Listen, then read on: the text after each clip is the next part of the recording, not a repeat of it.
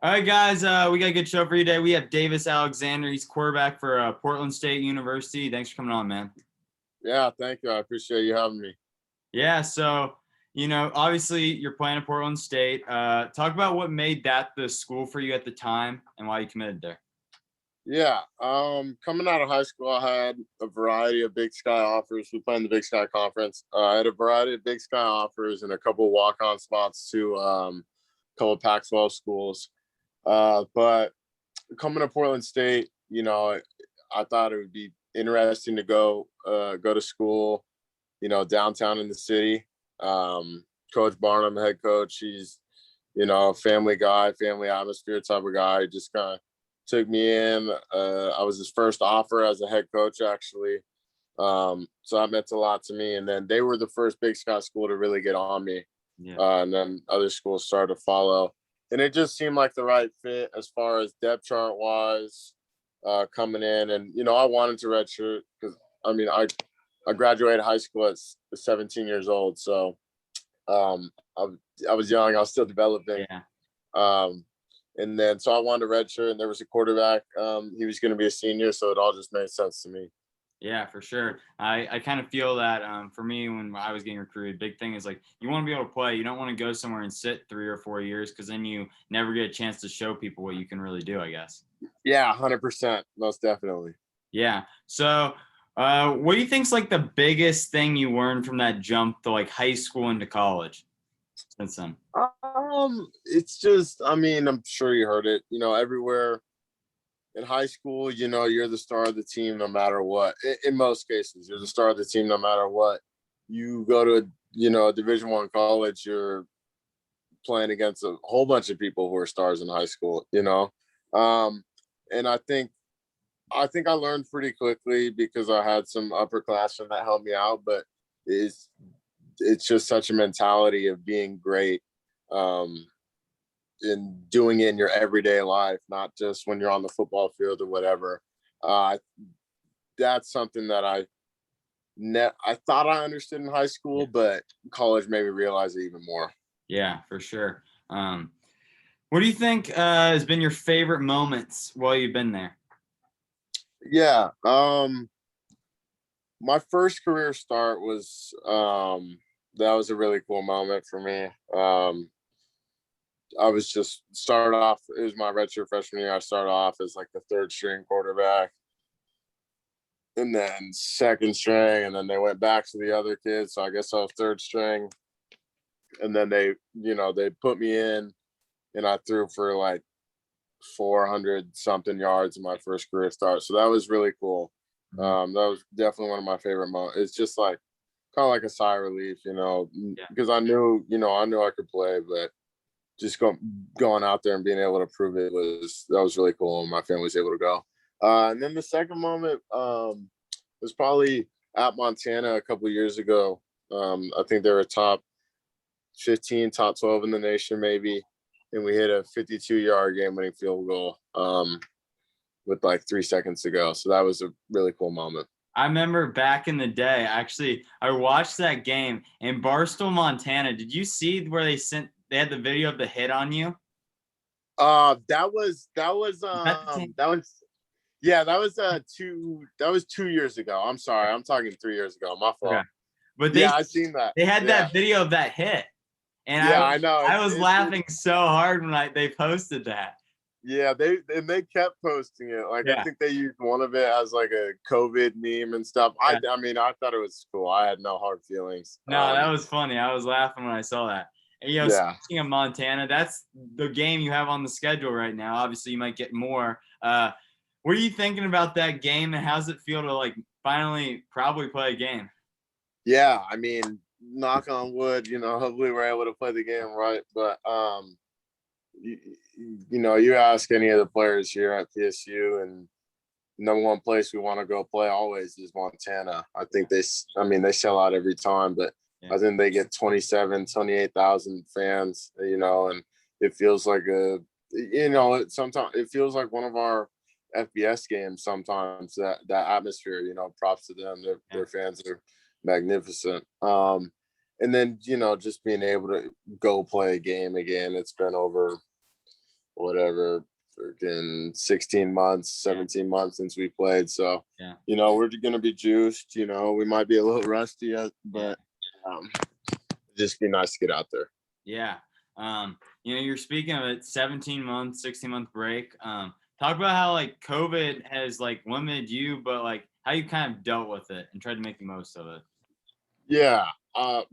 Personally, for me, it was kind of like a little bit of a blessing in disguise, because last year I played the whole season with torn labrum and torn bicep, and then had surgery in December, and then with COVID, you know, shutting a lot of PT spots and hospitals down and stuff like that, or not shutting them down, but, you know, making them more for COVID reasons.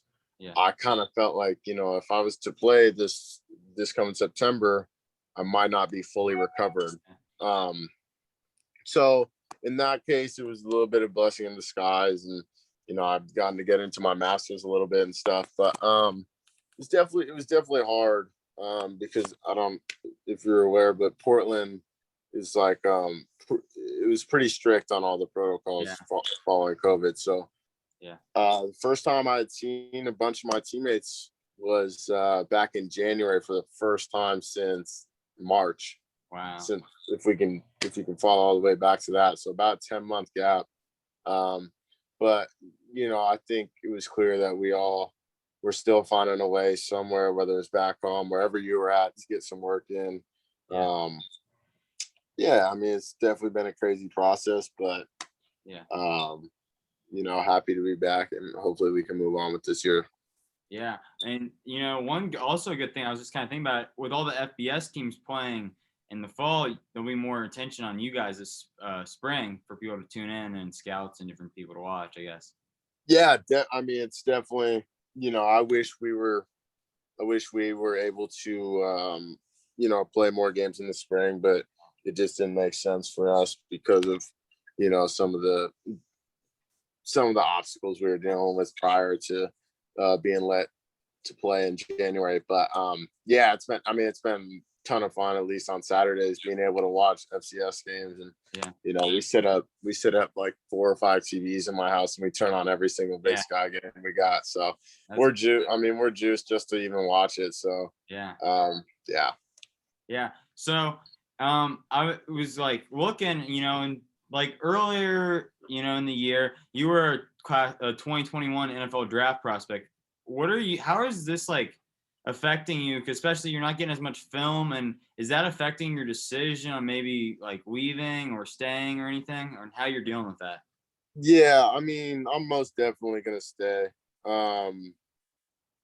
Obviously, you know, if we would have played this past year, I would have had to, you know, enter and move on.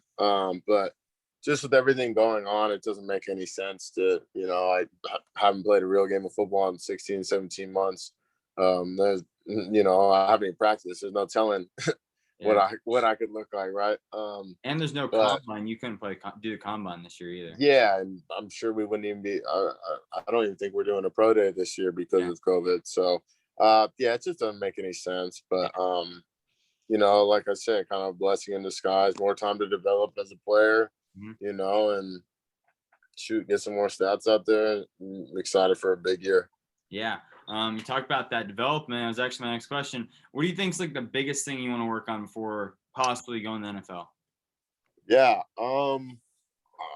Personally, I mean, I got to get my completion percentage up. I got to play a little more NFL style ball, or professional style ball. You know, I mean, part of my game is to run around and make plays and play a little backyard football stuff. But, you know, it's gotten me hit a few too many times. And, you know, that's kind of a focus we're focusing on right now with our offense. Is just, you know, a little more NFL style, get the ball to your playmakers, let them do the work instead of you running around and bullshitting. Yeah, that's what I mean, look at it. Like, it's happened to a lot of the greats. Like Cam used to do it. He's banged up. I mean, it works for a certain period of time, but over time, it just kills your body. Yeah, definitely definitely got to mature in that aspect, and get the ball to my running back, check down, stuff like that. But all manageable fixes, and I'm excited to go back out there and prove it. Yeah. All right. Few would you rather's. We always finish out with this. Okay. Yeah. Would you rather know the date of your death or the cause of your death? Cause of my death. I would. Yeah, that had to be date. I don't really care because then I feel like I'd be like thinking about it every day. I'd be like, oh, exactly. No, I'd rather go cause of death. All right. Would you rather find $100 floating in a public toilet or $5 in your pocket? $100 in a public toilet. It's worth it to me. It's Yeah. worth it. As long as there's nothing in, like as long as there's nothing crazy in there, like people are flushing the toilet. Yeah. But yeah. Yeah. Okay. So you could flip a coin for a chance to win $20 or immediately win $10. I'd flip a coin. Yeah, I mean, I don't want to say it on here, but I would definitely take the risk and flip the coin. Yeah, that's what I'd do. I'm just gonna be completely honest. Okay, next one. Only be able to wash your hair twice a year, or only be able to check your phone once a day.